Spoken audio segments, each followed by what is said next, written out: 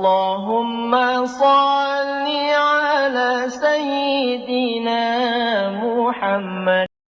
Perlu saya ceritakan bahwa saya dulu itu kalau pidato wong beling ya, lalu bilang Indonesia ini bukan negara teokratis, negara Islam. Juga bukan negara sekuler karena agama punya peranan. Jadi bukan sekuler, bukan teokratis. Artinya Indonesia ini negara yang bukan-bukan.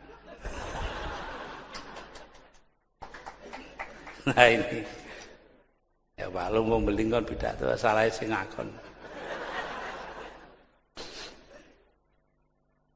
Nah, para hadirin hadirat, ini saja yang sebetulnya menjadi inti kita, keadilan, kemakmuran, demokrasi. Ini yang persatukan kita, bersamakan kita. Satu yang ingin saya rembuk di sini, saya kemukakan. Banyak pertanyaan kepada saya, Pak, di kampung saya ada gereja. Ya baik toh. Enggak apa itu wong Kristen itu lebih. Cuma 30 orang saja, 40 orang saja bikin gereja. Nanti ada lagi bikin gereja lagi. Saya bilang lah inilah bedanya Islam dan Kristen. Orang Islam itu sing Muhammadiyah, sing Syiah, sing Sunni, sing NU. Barangkali itu bisa duduk di masjid yang sama, sholat dengan imam yang sama. Itu loh. Karena liturginya itu tidak beda satu sama lain. Paling yang beda ya cuma khutbahnya. Gitu. Ada orang sarang di pantai utara Jawa Tengah itu. Punya anak dipondokkan di Mekah zaman dulu. Dia juragan perahu. Untuk memondokkan anaknya tiap tahun dia jual perahunya. 5 tahun anaknya pulang karena bapaknya gantian perahu. Lah begitu pulang disuruh khutbah Jumat. Alhamdulillah, biasa ini Muhammadiyah ini. Si cidok gitu tuh. Alhamdulillah, NU ini loro. Alhamdulillah, lah kok telu. Alhamdulillah 4. Bingung dia orang tuanya. Alhamdulillah 5. Bangkit bapaknya bangun. Kurang ajar. Perahu 5 kamu tuker. Alhamdulillah 5.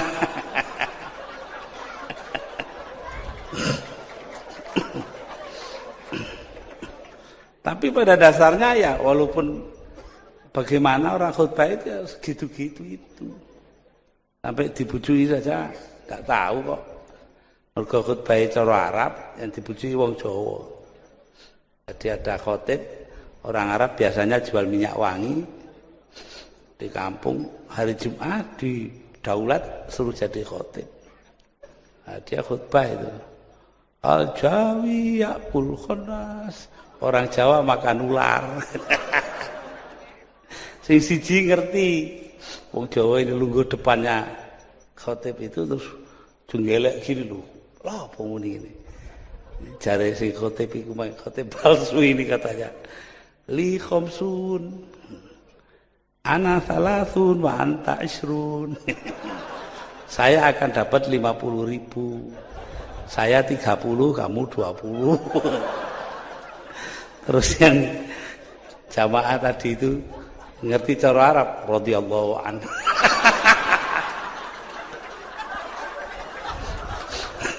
Badar sampai Jumat. Ya, jadi di sini ya salah paham tuh setiap bahasa ya punya. Ada orang Arab kawin dengan orang Madura ya. Sing Arabe alu, sing wedoke sari rapet wong Madura. Jadi malam pertama Arabnya nekat terus sing wedok sakit Tuhan. Wong Purwosari kan tahu toh sakit itu sakit. Katanya si suaminya, wallahi anak Arab tulen bukan seke. Ngaku sih kayak itu piye. Ya, kalau kita perbedaan-perbedaan kita terus-teruskan wah susah ini. Saya suka ngaji orang Sunda. Orang Sunda itu di stasiun Cirebon lama nunggu di depan WC kakus. Dibuka orangnya keluar dari dalam sambil masang celonanya keluar. Lah si Sunda ini kan orangnya halus, atos, maksudnya atos itu sudah. Gitu. Si Jawanya salah paham. Wah atos mencret toh.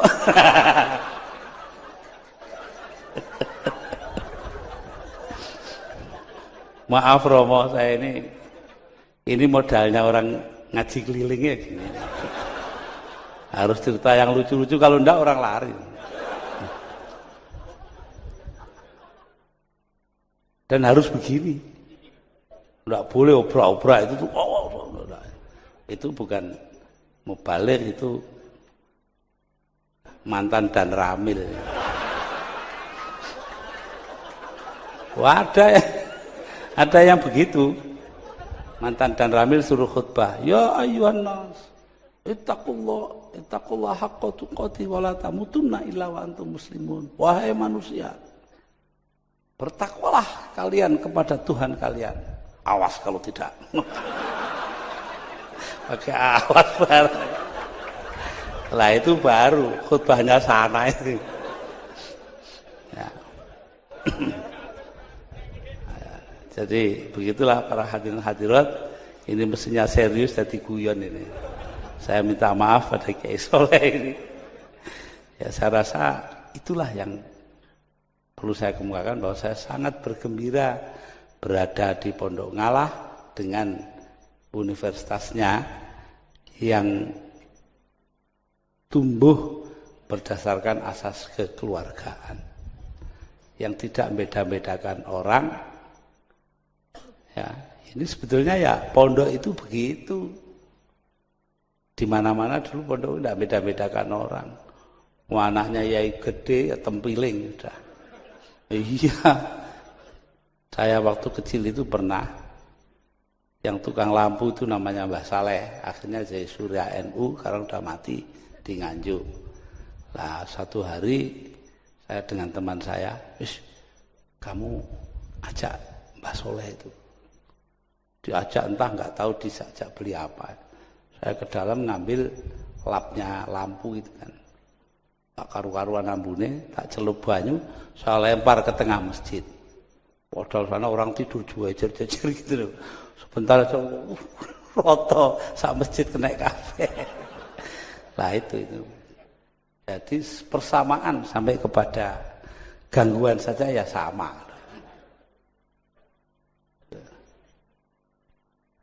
Ya memang begitu, itu gunanya supaya orang tidak bosen. Itu pernah ngaji posoan di Masjid Tebuireng. Saya lihat ngantuk semua bulan puasa itu. Saya bilang, konco ini orang Jawa itu, wong Jawa itu senengane dot didadekno lam. Contohnya murtadha dadi murtala. Ramadan dadi ramlan, fardu dadi perlu, sampai wadu itu loh tempatnya air bekas wudu namanya wulu. Loh, sopo sing ngeruh asale suru untuk nyendoki bubur itu loh. Semua mikir sudu, rudu, wah sembarang kali terus. Sudah 5 menit diam saja saya. Piye kata gue?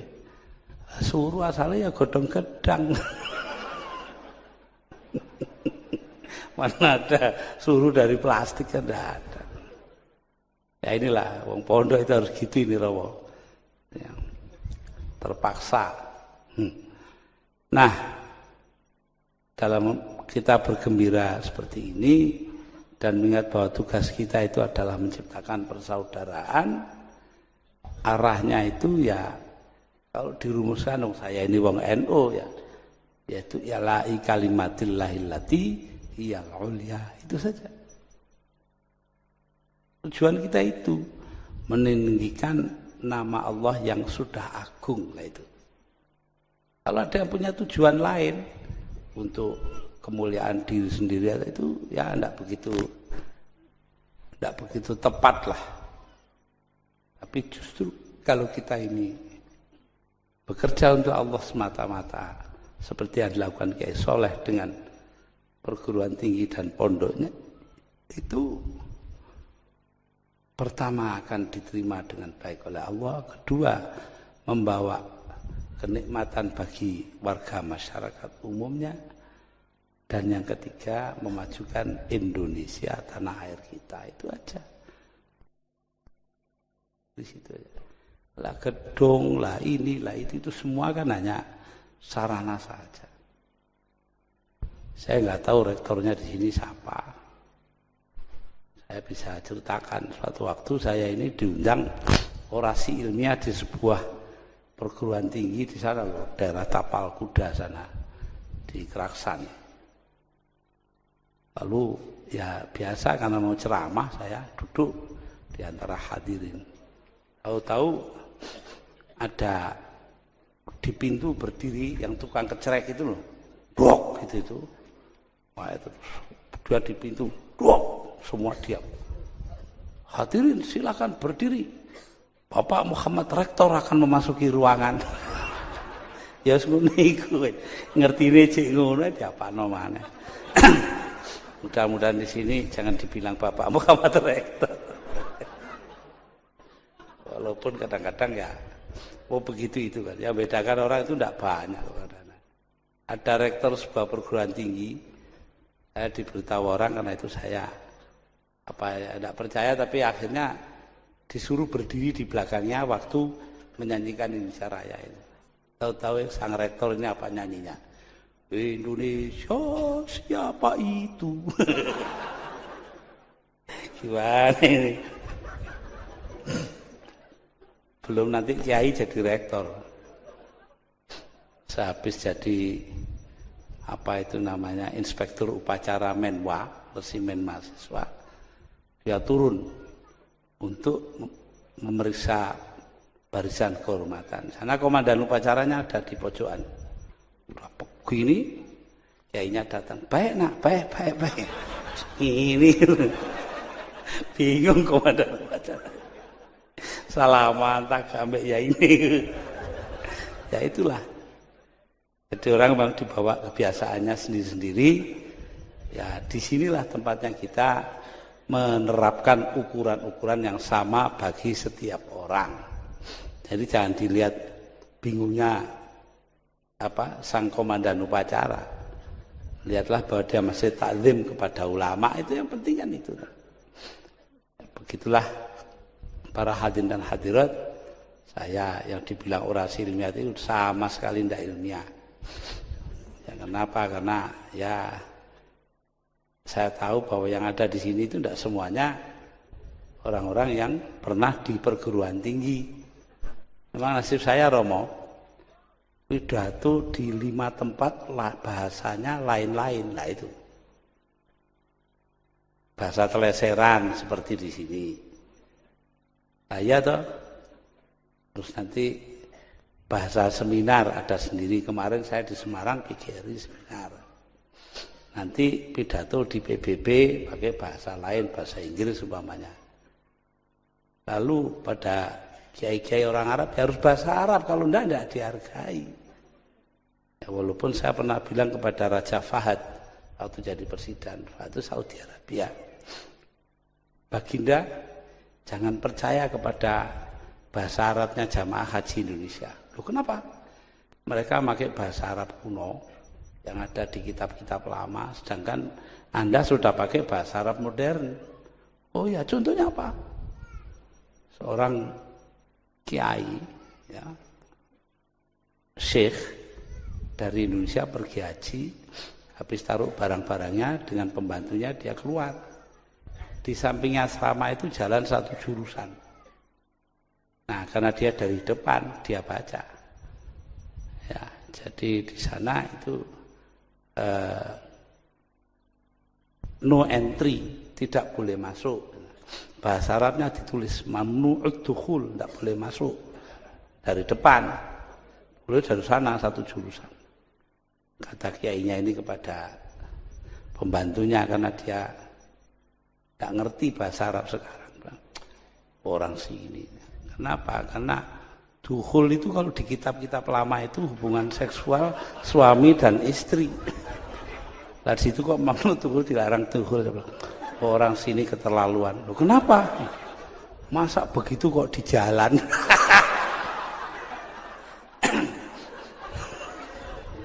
Raja Fahad ngoyo kepingkel-pingkel.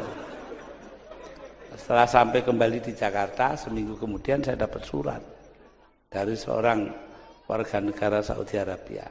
Terima kasih Anda telah membuka mulutnya raja kami. Semenjak jadi raja tidak pernah buka mulut itu. Nah ini. Nah itulah rojo ketemu tukang banyol gitu.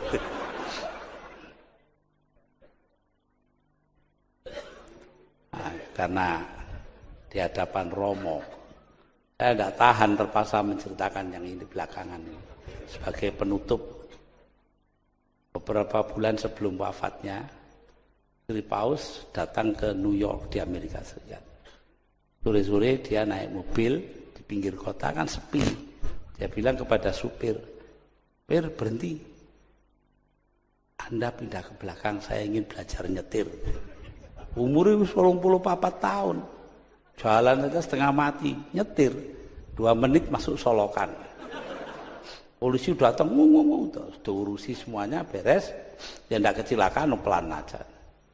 Dia telepon tuh polisi itu pada komandannya. Dan saya ini lagi ngurusi orang penting kecelakaan. Siapa?